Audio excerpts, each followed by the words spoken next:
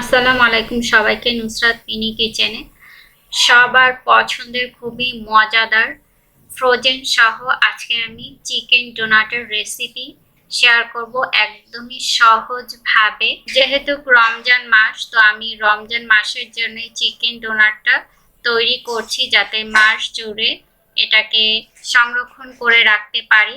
আশা করি আমার আজকের রেসিপি আপনাদের ভালোও লাগবে, সহজও লাগবে। যদি ভালো লেগে থাকে আমার চ্যানেলে একটি লাইক দিয়ে সাবস্ক্রাইব করে পাশে থাকার অনুরোধ রইল।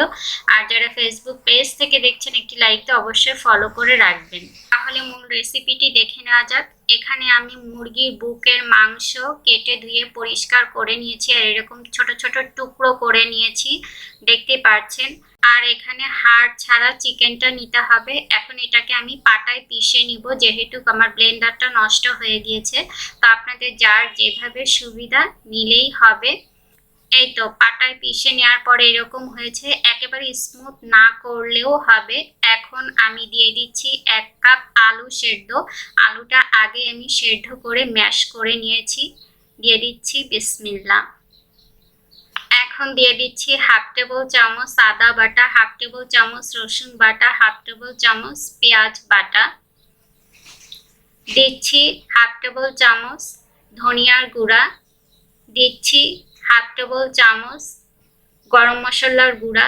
দিচ্ছি 1/2 টেবিল চামচ জিরার গুঁড়া। দিচ্ছি 1 টেবিল চামচ লাল মরিচের গুঁড়া, যে যেমন ঝাল খান অ্যাডজাস্ট করে নিলেই হবে। দিচ্ছি স্বাদ মতো লবণ। আরও দিয়ে দিচ্ছি 2 টেবিল চামচ পরিমাণের মতো ধনিয়া পাতা কুচি। দিচ্ছি 2 টেবিল চামচ কর্নফ্লাওয়ার, কর্নফ্লাওয়ারটা বাইন্ডিংয়ের জন্য। দিচ্ছি 1/2 টেবিল চামচ চিনি, চিনিটা সব কিছুর ব্যালেন্স নিয়ে আসবে। আরও দিয়ে দিচ্ছি 1 ফালি লেবুর রস। লেবুর রসটা দিয়ে আমি হাত দিয়ে খুব ভালোভাবে এটাকে মেখে নিব। আমার আঙুলটা একটু কেটে গিয়েছে, তাই আমি একটু ভালোভাবে মাখতে পারছি না, কারণ ঝালটা লাগছে আর জ্বলছে। তো যাই হোক, খুব ভালোভাবে মিশ্রণটাকে আমি মেখে নিচ্ছি। ভালোভাবে মেখে নেওয়া হয়ে গেলে প্রথমে আমি বলের মতো করে টুকরো টুকরো করে নিব, যাতে ডোনাটগুলি বানাতে একটু সুবিধা হয়। এইভাবে সবগুলি টুকরো করে নিয়েছি। এখন আমি হাতে ভালোভাবে বেশ কিছুটা তেল মেখে নিয়েছি, দেখতে পাচ্ছেন। এতে করে ডোনাটগুলি বানাতে সুবিধা হবে, হাতে লেগে যাবে না। এখন একটা বলের টুকরো নিয়ে এইভাবে হাতের তালুতে গোল করে তারপরে হাত দিয়ে আলতো হাতে প্রেস করে করে একটু পাতলা করে নিচ্ছি। এখন একটা কুকি কাটার দিয়ে আমি মাঝখান থেকে কেটে নিব। আপনাদের কাছে যদি এরকম কুকি কাটার না থাকে তাহলে বয়ামের মুখ নিলেও হবে। আমি কুকি কাটার দিয়ে এভাবে মাঝখান থেকে ডোনাটটাকে কেটে নিচ্ছি। কেটে নেওয়া হয়ে গেলে তারপরে আমি হাত দিয়ে ডোনাটটাকে একটু ভালোভাবে চারো সাইড দিয়ে সমান করে নিচ্ছি। এতে করে ডোনাটটা দেখতে খুবই সুন্দর লাগে। ডোনাটটা খুবই মসৃণ হয়েছে।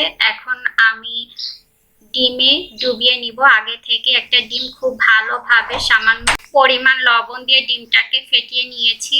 এখন ডিমের মধ্যে ডোনাটটাকে খুব ভালোভাবে ডুবিয়ে নিয়ে তারপরে আমি ব্রেড গামে কোট করে নিব।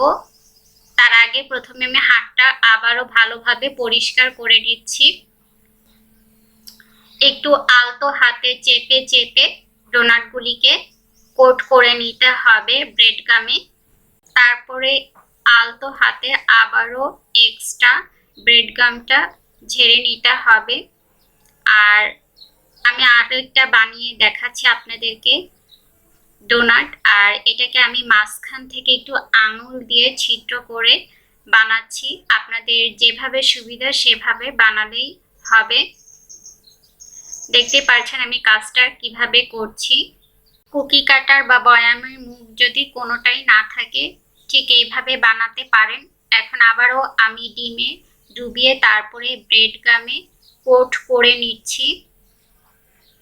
একইভাবে সবগুলি ডোনাট এইভাবে বানিয়ে নিয়েছি। আর এই মাঝে আমার ডোনাটগুলি বানানো হয়ে গিয়েছে। এখন এগুলিকে আমি ডিপ ফ্রিজে রেখে 10 মিনিটের জন্য একটু শক্ত করে নিব। তারপরে এয়ারটাইট বক্স বা জিপলক ব্যাগে রেখে সংরক্ষণ করে নিলেই হবে। 10 মিনিট পরে আমি ফ্রিজ থেকে বের করে নিয়েছি। আর ডোনাটগুলি বেশ অনেকটাই শক্ত হয়ে গিয়েছে, দেখতেই পাচ্ছেন। মাশাআল্লাহ, কালারটা কতটা সুন্দর লাগছে, তাই না? এখন ডোনাটগুলি আমি একটা জিপলক ব্যাগে রেখে তারপরে রমজান মাসের জন্য সংরক্ষণ করে রেখে দিব। আপনারা চাইলে এয়ারটাইট বক্সেও রাখতে পারেন। আর যেহেতু এটা শক্ত আছে, তো একটার সাথে একটা লেগে যাবে না। এভাবে আমি রেখে দিচ্ছি। ডোনাটগুলি রেখে আমি মুখটাকে ভালোভাবে আটকে দিচ্ছি। আর আপনাদেরকে কয়েকটা ডোনাট আমি একটু ভেজেও দেখাচ্ছি। চুলায় আমি কিছুটা তেল গরম করতে দিয়েছি। তেলটা গরম হয়ে গেলে ডোনাটগুলি আমি দিয়ে দিচ্ছি। আর চুলার জালটা আমি মাঝারিতে রেখেছি। একটা পিঠ যখন লালচে ভাজা হয়ে যাবে, তারপরে উল্টে অপর পিঠটাও আমি ভেজে নিব। আর এই ডোনাটগুলি ভাজতে আমার 6-7 মিনিটের মতো লেগেছে। ডোনাটগুলিকে উল্টে পাল্টে ভেজে তারপরে আমি তেল থেকে তুলে নিচ্ছি। ভাজার পরে ডোনাটগুলি কতটা সুন্দর লাগছে, তাই না? কতটা ক্রিস্পি হয়েছে আশা করি দেখে বুঝে গেছেন।